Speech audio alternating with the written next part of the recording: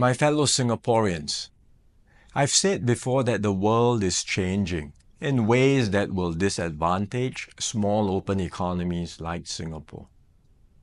Some had previously questioned this assessment, but the recent Liberation Day announcement by the US leaves no room for doubt. It marks a seismic change in the global order. The era of rules-based globalization and free trade is over. We are entering a new phase, one that is more arbitrary, protectionist, and dangerous. For decades, the US was the bedrock for the free market economies of the world. It championed free trade and led efforts to build a multilateral trading system, anchored by clear rules and norms where countries could achieve win-win benefits through trade. This WTO system brought unprecedented stability and prosperity to the world and to the US itself. To be clear, the system is not perfect. Singapore and many others have long called for reform to update the rules and to make the system better. But what the US is doing now is not reform.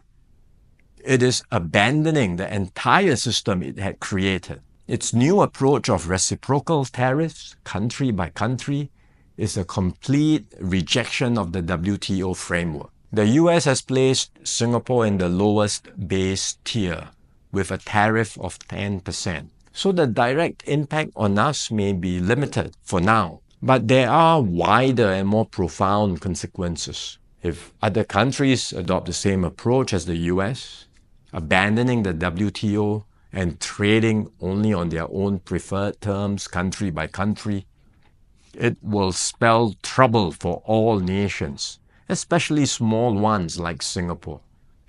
We risk being squeezed out, marginalized, and left behind. We can also expect a strong global response to America's tariffs. Singapore has decided not to impose retaliatory tariffs, but other countries may not exercise the same restraint. The likelihood of a full-blown global trade war is growing.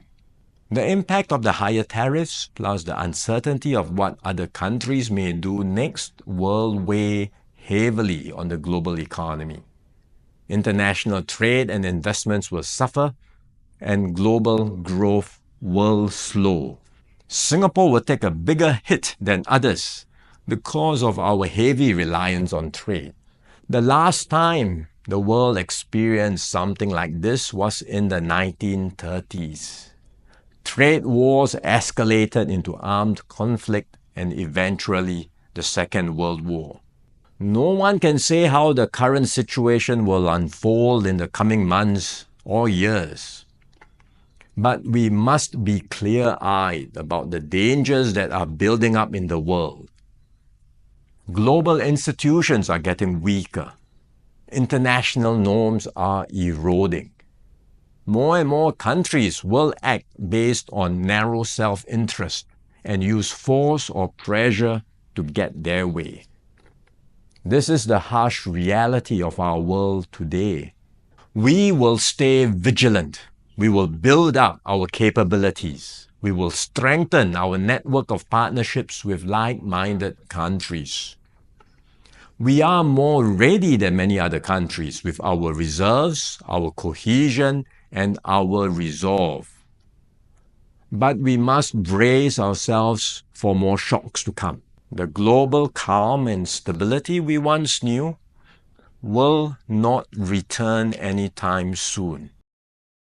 We cannot expect that the rules which protected small states will still hold.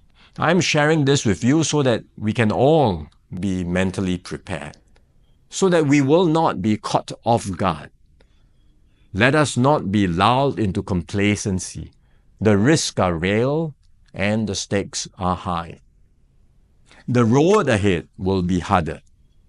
But if we stay resolute and united, Singapore will continue to hold its own in this troubled world.